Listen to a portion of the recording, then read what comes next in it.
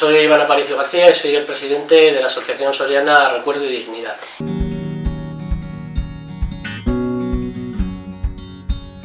Pues Recuerdo y Dignidad es la asociación memorialista de la provincia de Soria, la asociación, para entendernos, de la recuperación de la memoria histórica.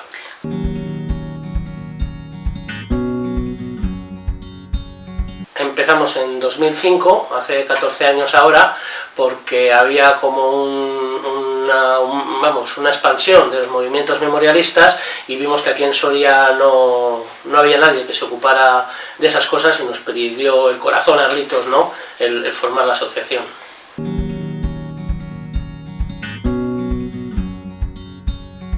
Bueno, generalmente, el problema de la memoria histórica es toda la desinformación que hay, ¿no? Tanto por los 40 años de dictadura con su monumental propaganda, como con los 40 con los 40 de democracia, de olvido respecto a estos temas. Esto no va de la guerra, ¿no?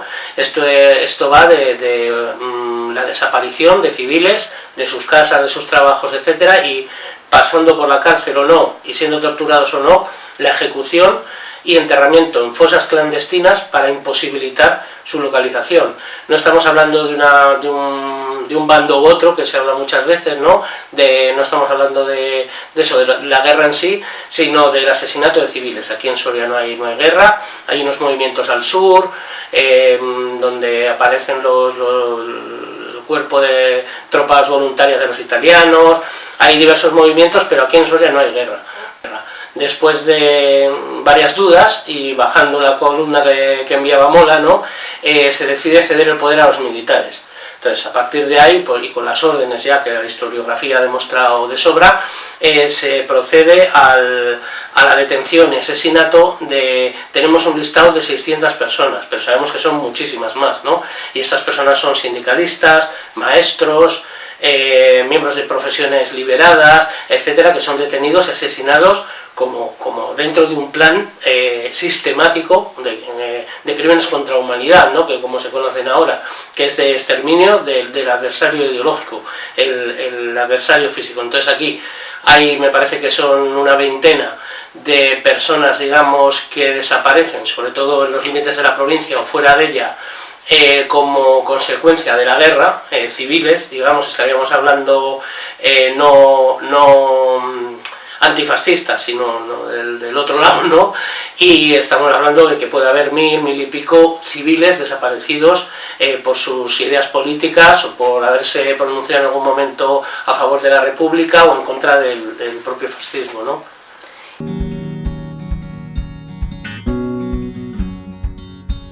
Pues bueno, ya han pasado 10 años y ahora el Partido Socialista ha reconocido que es una ley absolutamente deficiente, ¿no? Esto se lleva diciendo desde el primer día, ¿no? Es una ley que una ley administrativa, no tiene nada jurídico, y si no hay nada jurídico, al final pasa con todo lo que está pasando en memoria histórica en este estado, ¿no?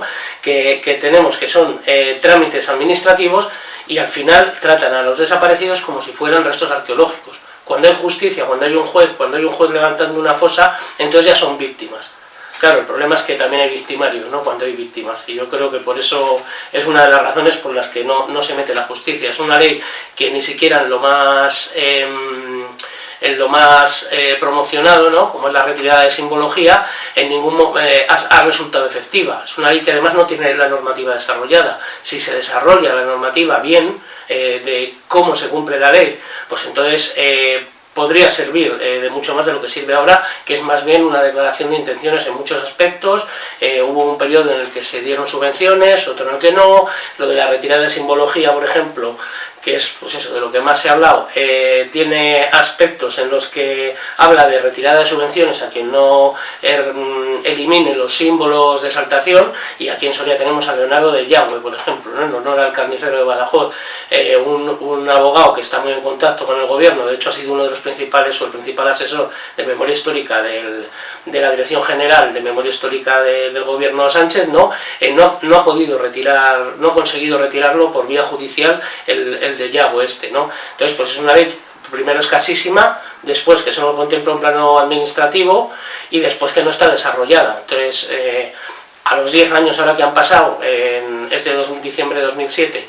En 2017 ya el Partido Socialista dijo que habría que ampliar eso. Hizo una ley mucho más ambiciosa que ahora mismo está paralizada y que bueno, veremos a ver qué es lo que pasa. Desde luego la ley de memoria histórica ha contribuido a ayudar en algún aspecto, pero es una ley absolutamente insuficiente y que no respeta los dictámenes de todas las organizaciones, todas las autoridades en materia de derechos humanos de Naciones Unidas que han ido hablando sobre el estado de la cuestión de la impunidad, ¿no?, del fascismo en España y de las víctimas.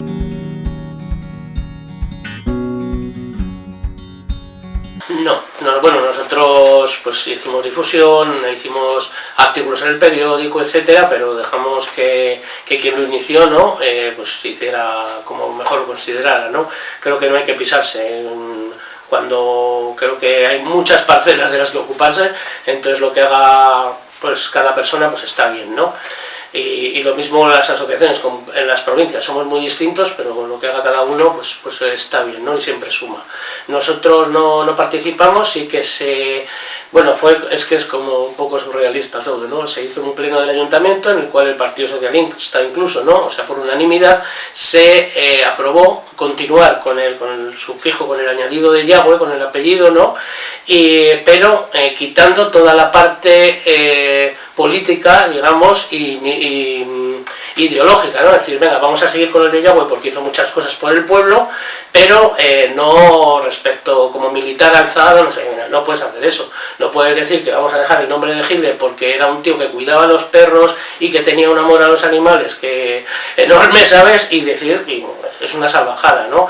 Pues aquí se aprobó por unanimidad, además basándose en un pleno que era de 1939, nada más acabar la guerra, que le dan el nombre a Yagüe. No había hecho ni casas, ni había hecho nada de eso, que por cierto no las hizo Yagüe, las hicieron los esclavos que utilizaron, y presos políticos, literalmente aparece como presos políticos que utilizaban como mano de obra esclava.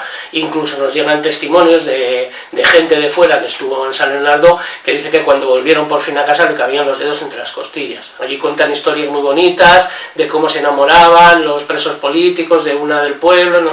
Mira, no, eran mano de obra esclava y una cosa muy, muy seria, que claro, al no intervenir y al no hacerse nada durante todo este tiempo, pues allí se dulcifica un poco, ¿no?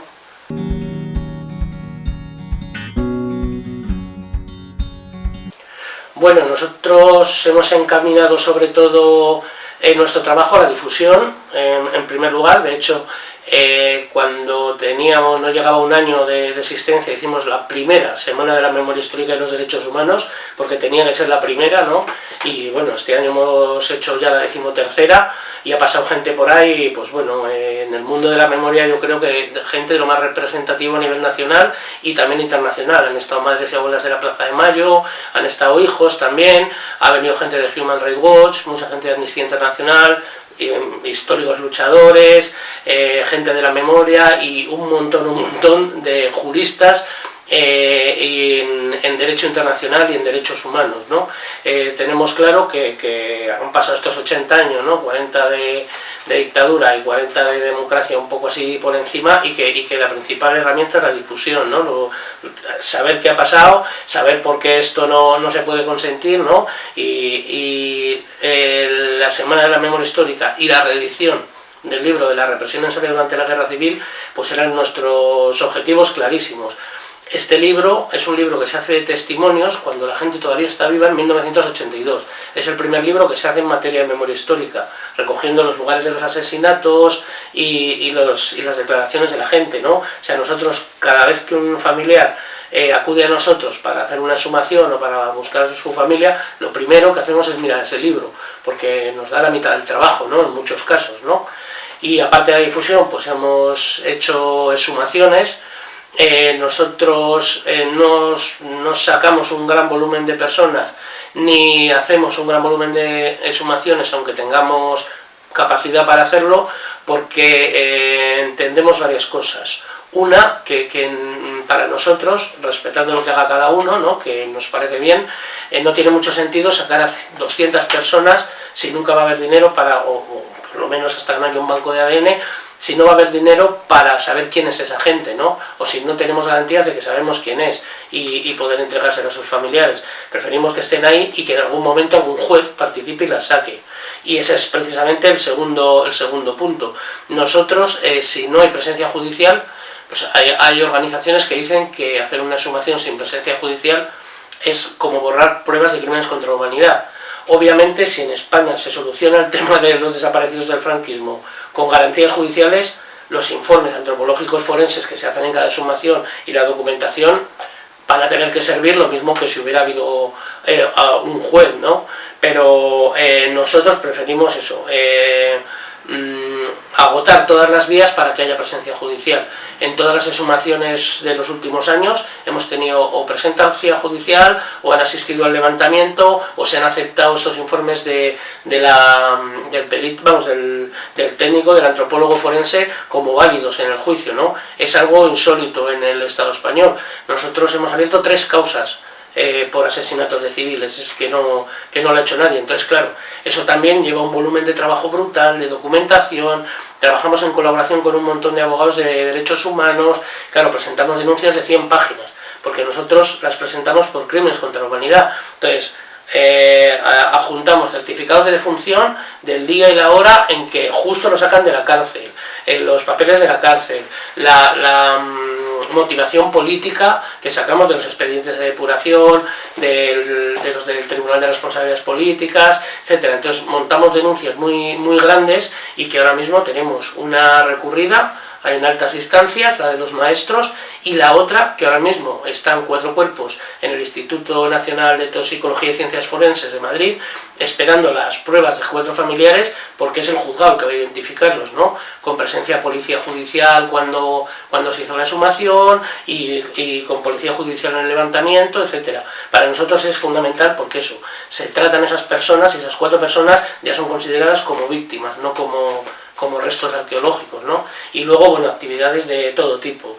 desde que amanezca un día Soria con toda la calle principal dibujada con siluetas de los desaparecidos, así, digamos, golpes de efectos, a exposiciones de artistas sorianos interpretando la memoria histórica.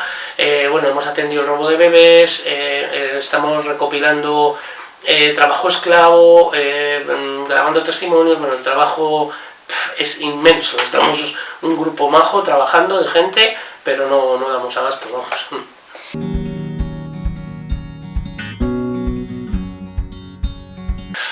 Pues es difícil saberlo, pero en los primeros años, incluso todavía en el franquismo, aquí se hicieron exhumaciones.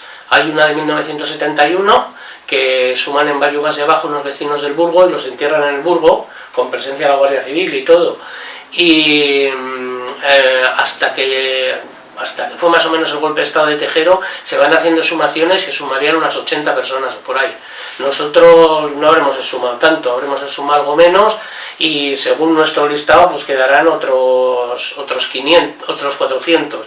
Pero claro, en nuestro listado solo metemos a la gente que sabemos a ciencia cierta.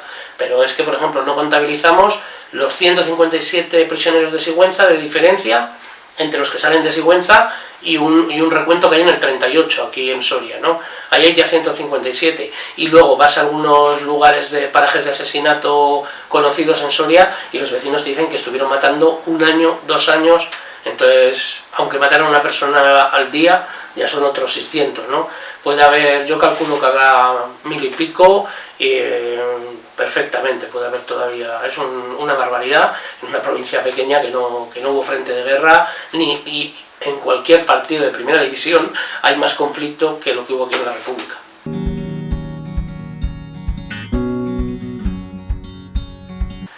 Sí, la verdad es que sí, tanto a nivel memorialista, que colaboramos con todo el mundo. Hay un par de federaciones de memoria histórica así a nivel nacional. La más conocida es la Asociación para la Recuperación de la Memoria Histórica, y luego está también la Federación de Foros por la Memoria, y nos llevamos bien con las dos, ¿no? Y con el resto de organizaciones. De hecho, parte del éxito de la Semana de la Memoria es que viene gente de todos los sitios, ¿no? vamos, a nosotros nos gusta trabajar con todo el mundo, ¿no? Y también a nivel social, pues con vosotros mismamente, ¿no? Que hemos tenido ahí pequeñas colaboraciones con sindicatos, especialmente pues CGT, con grupos feministas, con institutos, grupos de profesores. Sí, hay bastante, yo creo que hay bastante sensibilidad y luego que estamos abiertos a hacer cosas siempre, entonces hay buenas conexiones, sí, sí.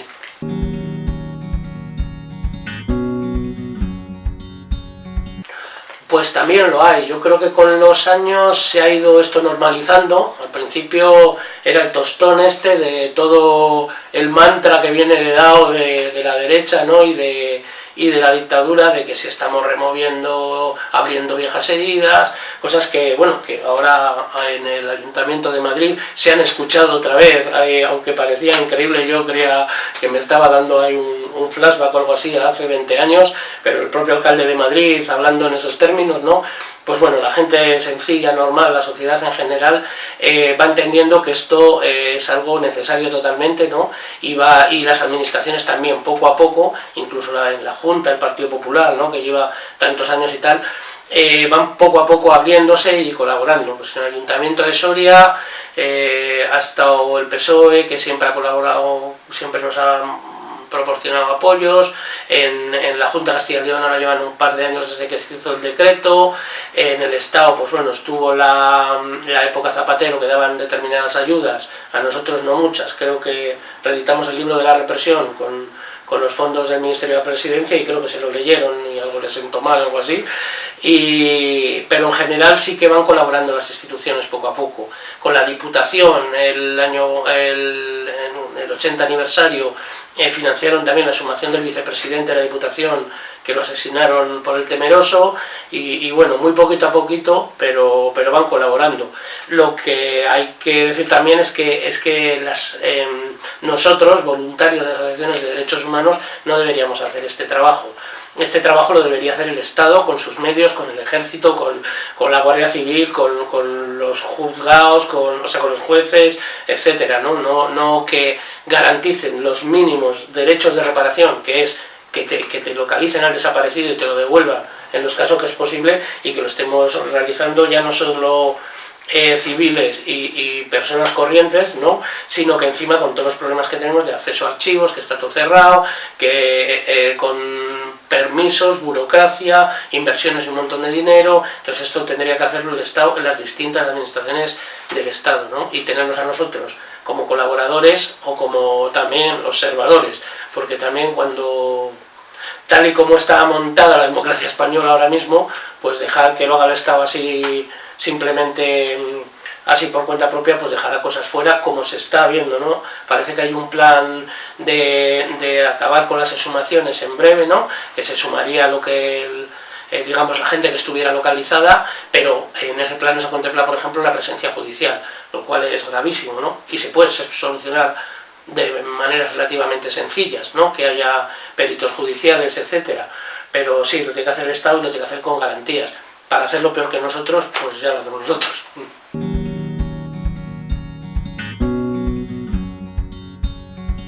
Bueno, pues es que yo recomiendo a todo el mundo que acude a las exhumaciones, ¿no? Que son públicas y pasan muchas cosas. Pues por las familias, pues imagínate, ¿no? Que pues llega gente que soluciona ya aquello que causaba que su madre estuviera siempre triste, vuelve a recuperar a su padre después de 80 años, se cierran ciclos y hay una catarsis ahí brutal, ¿no? Entonces pasan un mogollón de cosas, las familias están siempre agradecidísimas, porque claro, además trabajamos con mucha solidaridad y mucho amor, ¿sabes? Y les respetamos muchísimo, ¿no? Que dejen en nuestras manos también ese trabajo y eso, pero vamos, sobre todo con agradecimiento. Siempre yo creo que hay una palabra que define lo que pasa en las exhumaciones hacia las familias, y que es paz, ¿no? En ningún momento ni odio, ni rencor, ni revancha se pueden cagar en los muelas del que los mató en un determinado momento, pero es paz y tranquilidad, y es en su familia ser conscientes de que están cerrando un ciclo brutal de injusticia de una injusticia tremenda, ¿no? y que le están poniendo fin, ¿no? Y que por fin, pues mira, lo poquito que se conforman, ¿no? De que en vez de estar los restos como los dejaron ahí tirados de cualquier manera, estén en un lugar, ¿no? Donde ellos quieran, ¿no? O como ellos quieran.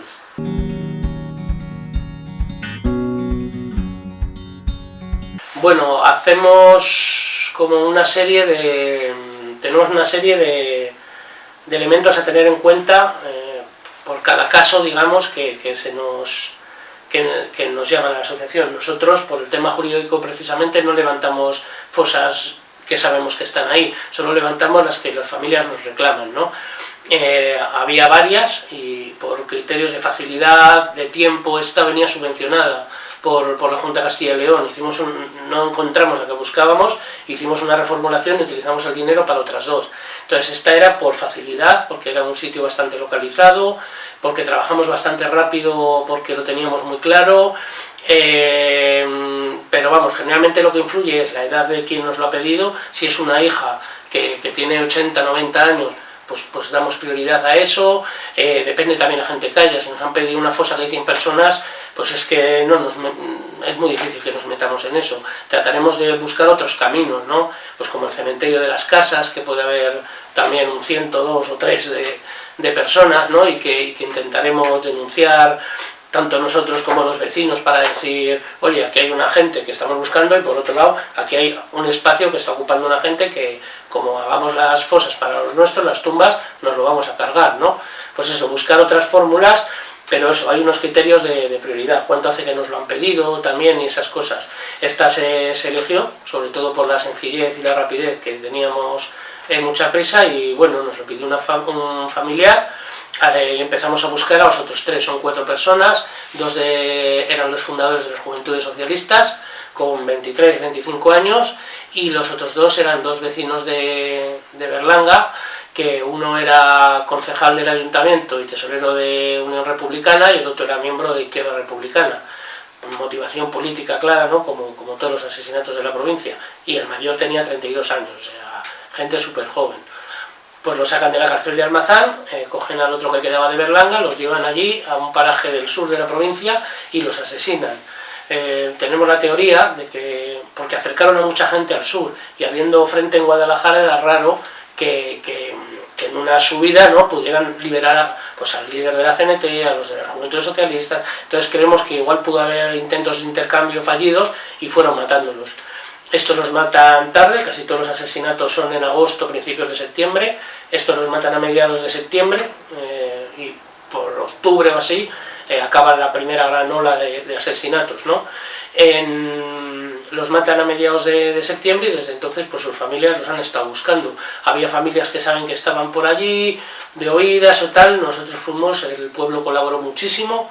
Hubo gente que además era claramente contraria a nuestras ideas, que nos acompañó al sitio y dijo, joder, que tienen que estar por aquí, qué tal. Y la verdad que todo el mundo colaboró y fue todo muy bien. Las familias, una nos encontró a nosotros, las otras 2 las encontramos, una en Lleida y otra en el propio Berlanga. Y bueno, eso, se hizo una denuncia, en la prospección ya había Guardia Civil. Estuvieron en la exhumación, estuvieron en el levantamiento de los cuerpos, y está judicializado ahora mismo. O sea, ahora mismo nosotros no vamos a hacer las pruebas de ADN teniéndolo financiado, porque las va a hacer el Estado, ¿no? Las va a hacer el juzgado. Entonces, retrasa más las cosas, pero es una buenísima noticia, ¿no?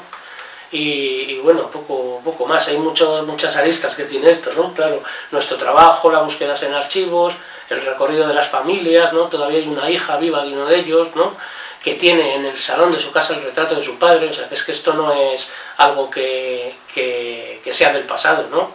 Y pues eso, luego tanto los trabajos de búsqueda que no aparecían, hasta que dimos con ellos, luego todo el mundo sabía que estaban ahí, pero en la búsqueda, pues eso, fue bastante difícil.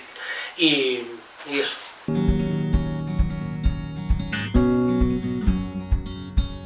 Pues tuvo un par de novedades muy interesantes. La primera es que 2 de los ponentes fueron a los 2 institutos de Soria, el Instituto Antonio Machado, que fue Nicolás Sánchez Albornoz, es bueno, un histórico, se fugó del Valle de los Caídos, vamos, de Cuelgamuros, como dice él, que eso de Valle de los Caídos es un invento moderno, que dice que de Valle de los Caídos que nada.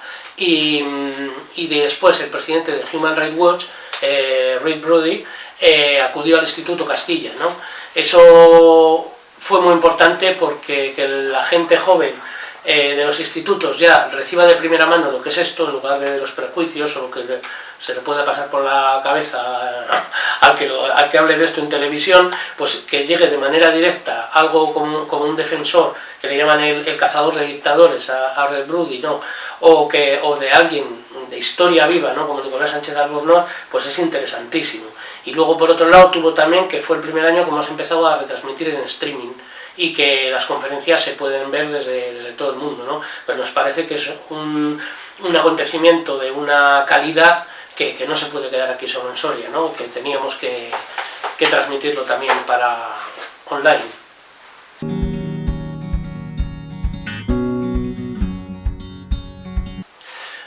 Bueno, tenemos un poco, yo creo que recapitular, porque llevamos un volumen de trabajo brutal. Ahora mismo, cuando habéis llegado, tenía aquí 4 DIN A3 puestos para hacer un mapa de qué es todo lo que tenemos, ¿no? Para acabar de cerrar cosas y de encarar el siguiente año, ¿no? Porque muchas veces por las urgencias pues no acabas de rematar como quieres determinadas cosas. Entonces pues un poco estamos a demanda de la actualidad, de lo que vaya pasando tanto a nivel político, ahora con los acuerdos en materia de memoria que pueda traer el gobierno de coalición, a ver cómo se fragua, tanto como lo que pase a nivel, pues eso, a nivel memoria histórica en general.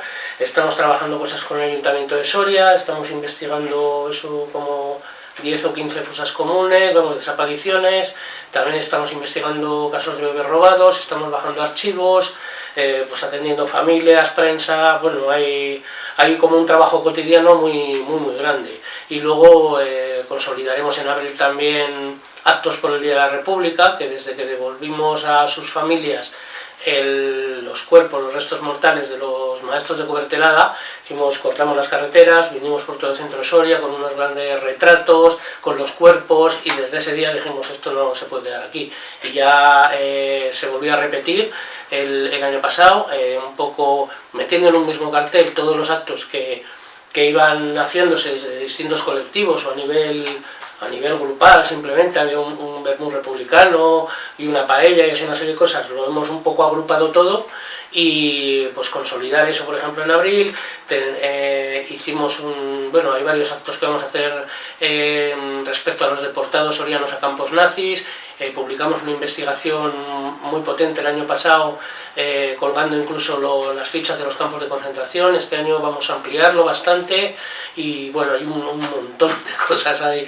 También eso a nivel local vamos a hacer varias, supongo, bueno, continuaremos con las causas jurídicas y todas esas cosas, ¿no?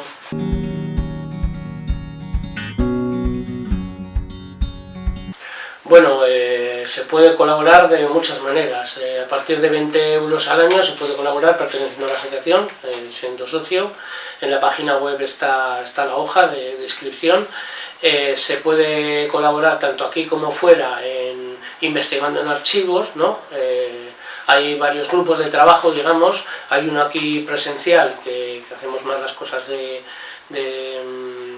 digamos físicas, pero tenemos grupos de trabajo virtuales donde la gente pues eso, pide archivos, certificados, hace investigaciones. Tenemos gente en Cataluña, por ejemplo, investigando en el Amical de Mauthausen, o solicitando información a archivos. Entonces hay muchas maneras de colaborar, tanto aquí como en el resto de organizaciones de memoria histórica del Estado, ¿no?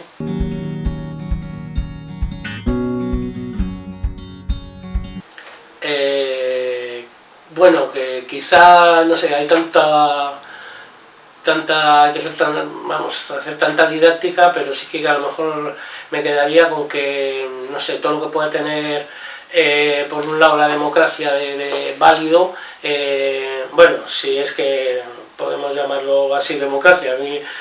Yo siempre que hablo de democracia digo que realmente es una monarquía parlamentaria, ¿no? Y no solo eso, que siempre que hablamos de democracia está dentro de un capitalismo, ¿no? Entonces, bueno, pues Lo que popularmente se conoce como democracia solo puede ser válido si se respetan determinados derechos fundamentales como los derechos humanos.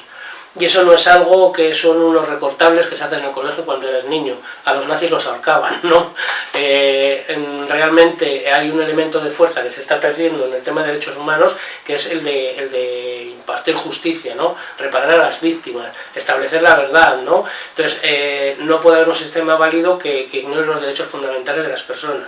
Y eso no solo pasa a nivel previo y a nivel de tener conflictos, ¿no? También pasa después, cuando han pasado cosas como la represión militar de la dictadura franquista, el alzamiento que provoca la guerra civil y luego la represión connatural al propio golpe de Estado, ¿no? Hay que ponerlo todo en orden, hay que establecer la verdad, que dicen es lección básica de derecho internacional, ¿no? Establecer la verdad, que no puede ser que estén diciendo por un lado que si, bueno, pues las barbaridades que oímos, ¿no? Ya se sabe perfectamente lo que ha pasado y tiene que establecerse oficialmente y estudiarse, ¿no? Que se haga justicia sobre los responsables que queden vivos y que se repare a las víctimas. O sea, lo que no puede ser es que la aspiración después del genocidio ideológico que hubo en España sea que algunos de los familiares puedan recuperar lo poco que quede de los cuerpos de los desaparecidos para poder darles un entierro digno, ¿no? Hay que poner las cosas en su sitio, no remover la mierda, ponerlas en su sitio, ¿no? Va a ser un trabajo muy grande, porque a día de hoy las víctimas siguen siendo consideradas delincuentes, ¿no? Y el franquismo sigue siendo considerado legal, ¿no? Hace poco el Tribunal Supremo hablaba de que Franco era el jefe de Estado desde el 38 y tal, y bueno, hay que poner las cosas en su sitio. Y luego, por otro lado, esto de la memoria histórica no es un tema del pasado, o sea, por supuesto que hay que afrontar el pasado que hemos tenido, ¿no? Y ponerlo en su sitio, asumir las obligaciones que tenemos como Estado, pero es algo que condiciona el presente. Tenemos una democracia en la que, bueno, cuando acabó el franquismo, la mitad de los ministros se fueron para el IBEX 35 y la otra mitad siguieron en política, ¿no? Pues es algo que afecta al presente, el no haber afrontado, ¿no?, este pasado, la impunidad de la extrema derecha, la corrupción que hay brutal, hay un montón de cosas que hemos heredado y que no podemos tocar. O sea, los problemas territoriales, ¿no?, con Cataluña, o sea, hay un montón de cosas que están ahí enquistadas y que son por no haber afrontado el pasado. Que no va a haber otra guerra entre hermanos ni todas esas chorradas, ¿no? Ni inseguridades jurídicas ni nada de eso. Hay que poner las cosas en su sitio porque también nos afectan al presente. Pero es que también afectan al futuro de manera determinante.